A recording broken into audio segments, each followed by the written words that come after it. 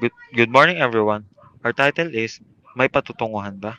The Life Experiences of an SHS students in the Technological Institute of the Philippines.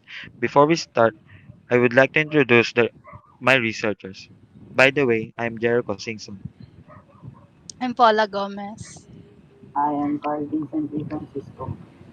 I'm Joshua Francis Danay. I'm Bianca Bulagaw. I'm Danica Makilan. I'm Hannah Faith Victoria. I'm Tristan Caldacanay. I'm Ralph Robert A. Santos. I'm Rian Chilindi Franz. I'm Larcalia Lenas Colonia.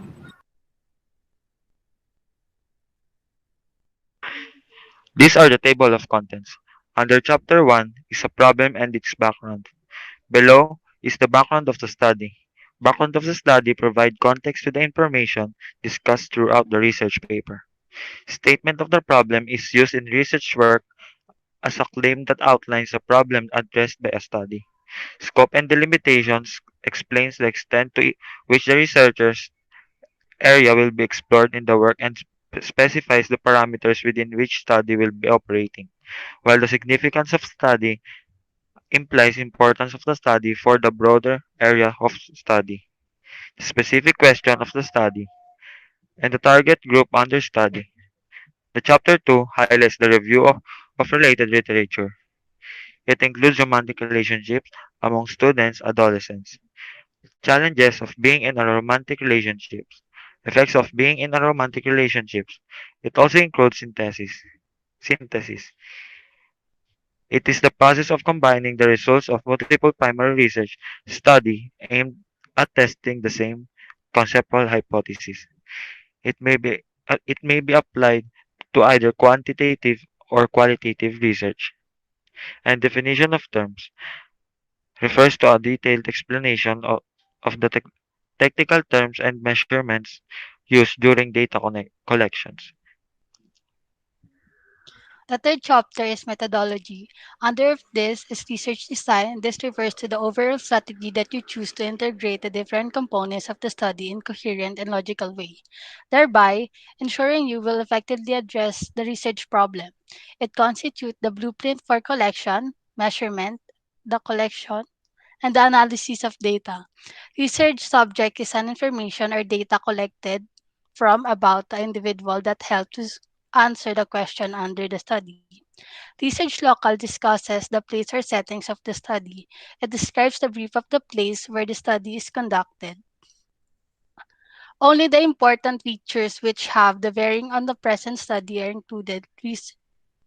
Research instrument is a tool used to collect, measure, and analyze data related to your research interest. Data gathering procedure is defined as a procedure of collecting, measuring, and analyzing accurate insights for research using standard validate techniques. Bibliography is a list of reference that is created at the end of our research. This resources discusses either all the sources that were used to create the work or just those that were cited in the work. This is the start of our chapter 1 communication, sentiment, empathy, identity, and in some cases, may all be taught to teenagers through romantic relationships. These lessons are critical for the teen's growth, resilience, and happiness, as well as setting the foundations for long term adult relationships. Getting a girlfriend or boyfriend while you're in puberty helps you feel better about yourself.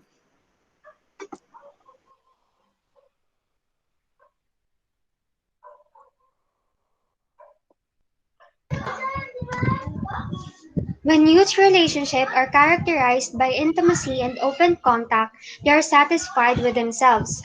Young people place a high value on romantic relationships that provide them with motivation, trust, and intimacy. This conveys that early romantic relationships help teenagers to feel satisfaction when there is a healthy communication. According to Counseling Directory of UK, the most common cause of conflict in relationships is the lack of communication skills. Self-esteem and confidence can be affected by poor communication. While trust, honesty, openness, and mutual respect are the foundations of good relationships. Sorry. Teens have more conflicts with their parents and friends than they do with romantic partners, and romantic relationship tension increases as they get older. It is because during adolescence, in particular, it's normal for teenagers to seek independence and separation from their parents. Other cause of this may be family fighting, can be differences in opinions, poor communication, or discipline issues. It can be also the fact that their partners understand them better than their parents.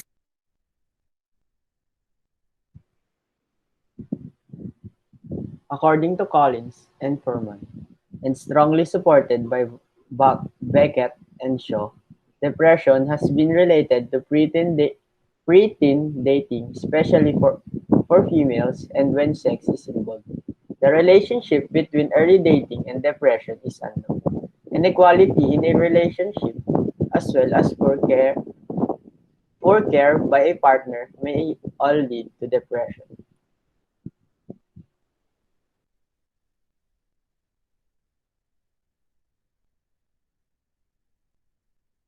So the next one is the statement of the problem. Statement of the problem is the most important to answer by conducting this research. And this paper aims to explore the lived experiences of senior high school student in a romantic relationship. And these are the questions that needs to be answered. First, what are the challenges faced by the senior high school student couples in terms of A, families, B, school or academics, C, social relationships? The second question is, how are senior high school students being affected by the challenges that they are facing for being in a romantic relationship? The third is, how do senior high school students cope with the challenges that they are facing as a couple? The fourth question is, what are the common remarks that senior high school couples often hear? And lastly, how do these common remarks affected senior high school couples?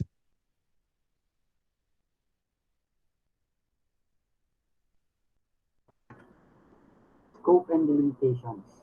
This study focuses on the experience of grade 11 ABM students of Technological Institute of the Philippines that are engaged or who experience an romantic relationship. The researchers focus on knowing the challenges and its implication encountered by the couples and how they cope with it.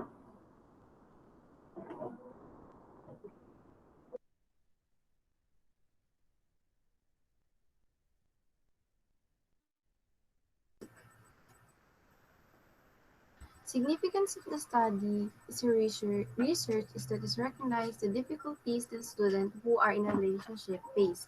It will have fresh insights into students' viewpoints on the relationship between maintaining an intimate relationship and academic success.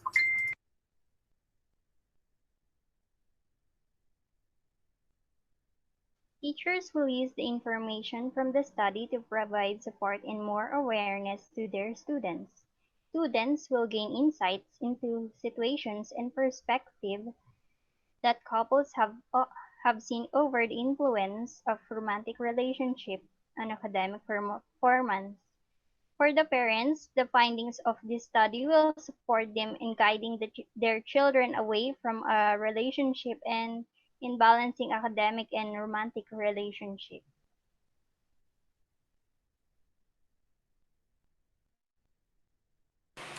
The researchers will benefit from this study since it will expand their knowledge and skills by acquiring evidence that supports facts. By sharing useful information, they will be better their analysis of many situations in our society. The information provided in this study can be used as a starting point for new studies and to verify the validity of other results.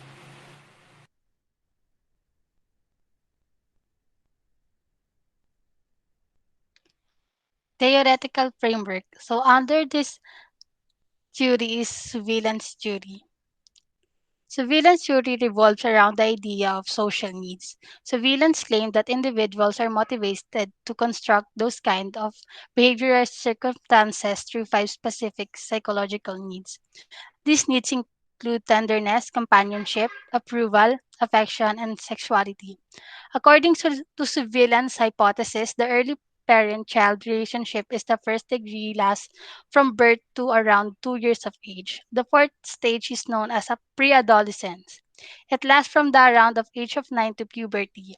Surveillance final two stages cover the entire adolescent cycle from childhood to young adulthood.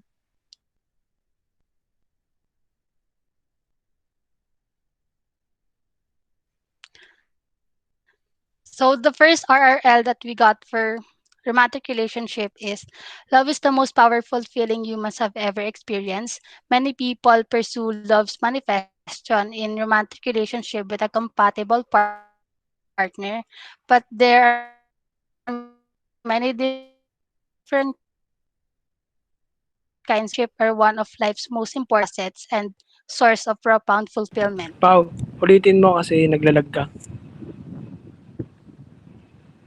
Ulitin mo naglalag ka kanina. Hindi maintindihan. Sorry. Okay. So the first team that we got, so the first RRL in the first theme of romantic relationship is love is the most powerful feelings human have ever experienced. Many people pursue love's manifestation in a romantic relationship with a compatible partner, but there are many different kinds of love. For these people, intimate relationships are the one of life's most important facets and a source of profound fulfillment. Romantic relationships and experience are important emotional bonding sources. They help people develop a positive self-concept and become more socially integrated. One of the most closely related strands to personal happiness is love. It is linked to higher levels of self-esteem, safety, satisfaction, and positive affect.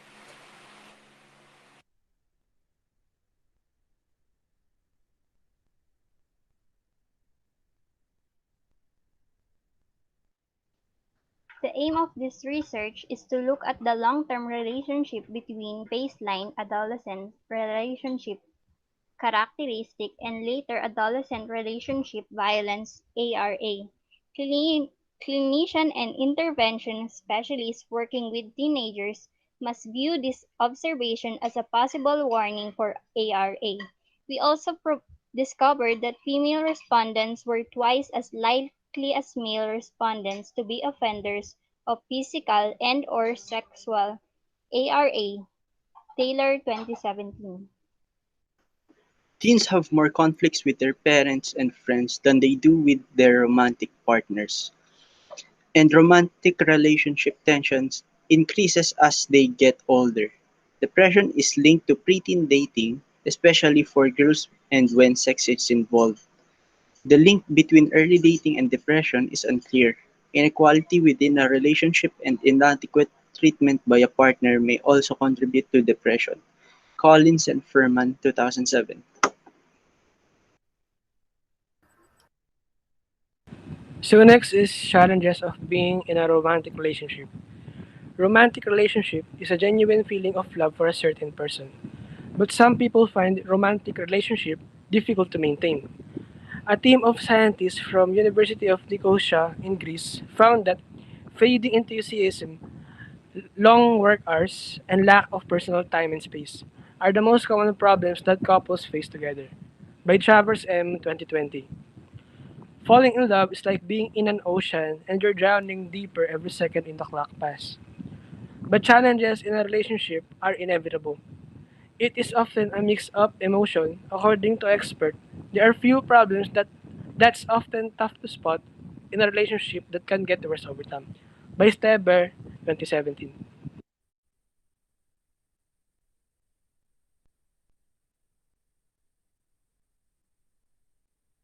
Mike, clear ka, Mike. According to the model proposed here, marital breakups leads to a person's loss as a stimuli regulator and excitement, which may result to psychological and biochemical results. These findings highlight the complexity of romantic disturbance, heart failures, and sorrows, as well as the importance of conducting vector inquiries into this system both before and after the disruption. Field 2011 defines formalize. Psychologist named Mr. Winch wrote about the effects of splitting up with their partners in the year 2018. Breakups have a dramatic effect on our bodies. It causes acne, loss of appetite, sore muscles, and etc. But as well as the body, our brains also go through a lot after a breakups.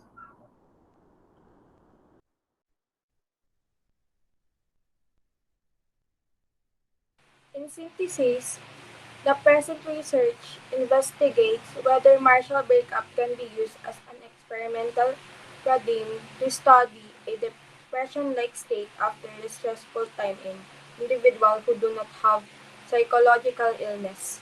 According to the model suggested here, marital breakdowns result in a person's lack of function as stimulus regulator and arousal, which may have psychological and biochemical consequences.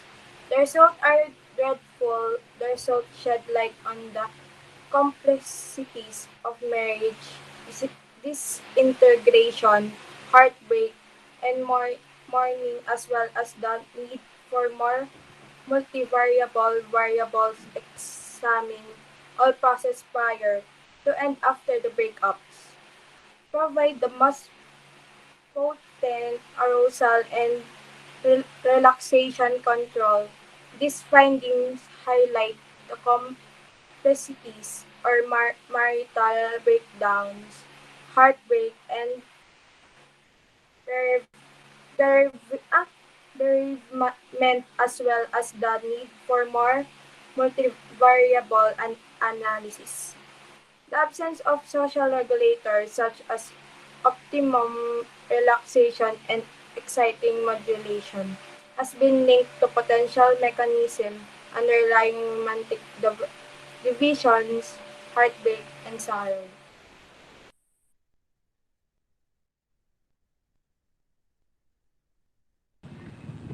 These are the conceptual definition of terms that the researchers will repeatedly or unfamiliar terms used throughout the progress of research.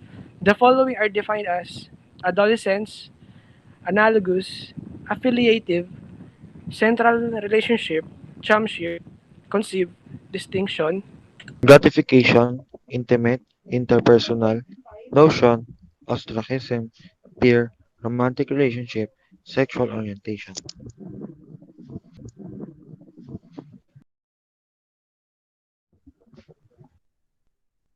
The researcher employed a descriptive design of qualitative analysis to analyze the facts in order to explain the lived experience of a senior high school student at Technological Institute of the Philippines who is in a romantic relationship.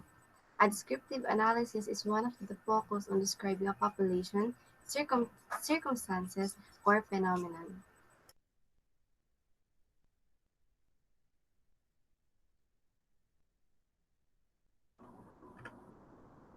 Research subject. This study will be utilizing purposive sampling. It is a non-probability sampling technique to obtain the sample. According to Lavrakas in the year 2008, purposive sampling produces samples that can be logically assumed to be representative of the population.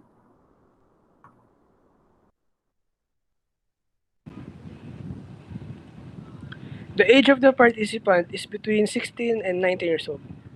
The researchers choose this participant so that they know the lived experiences of students like them who have a romantic relationship or experience.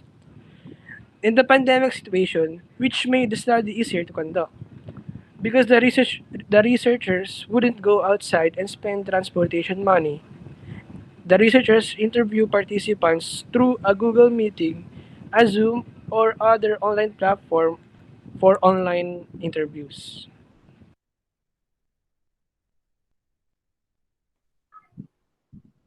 Research local. The research will be carried out at the Technological Institute of the Philippines, which is located on Aurora Boulevard in Cubao, Quezon City. This location was chosen because there are senior high school young students who are in a romantic relationship. The participants will be gathered and interviewed remotely by the researchers. The respondents will be contacted via Google Meet, Zoom, Messenger, and other conference tools that are available. This research will be carried out in the years 2020 and 2021.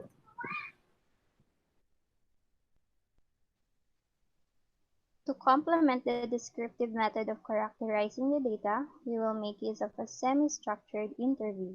We prepared open-ended questions where the participants can provide inputs in a single word, short sentences, or longer text.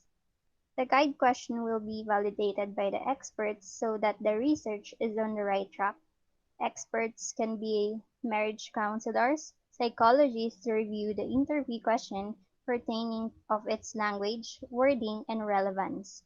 A question may be modified accordingly due to being leading. Because of the pandemic situation, we have chosen to conduct the interview using different platforms such as Google Meet, Zoom, etc.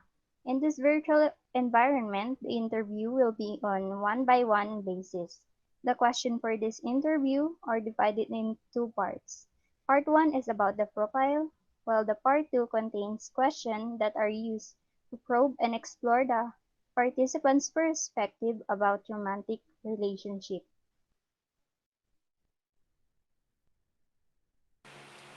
The researchers decided to gather information from their selected group of participants by putting out a call for a questionnaire.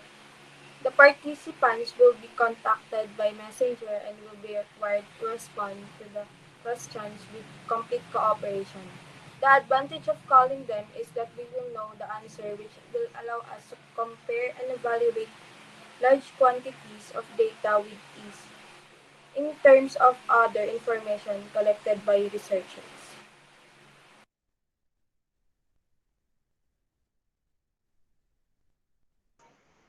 These are our references and their authors.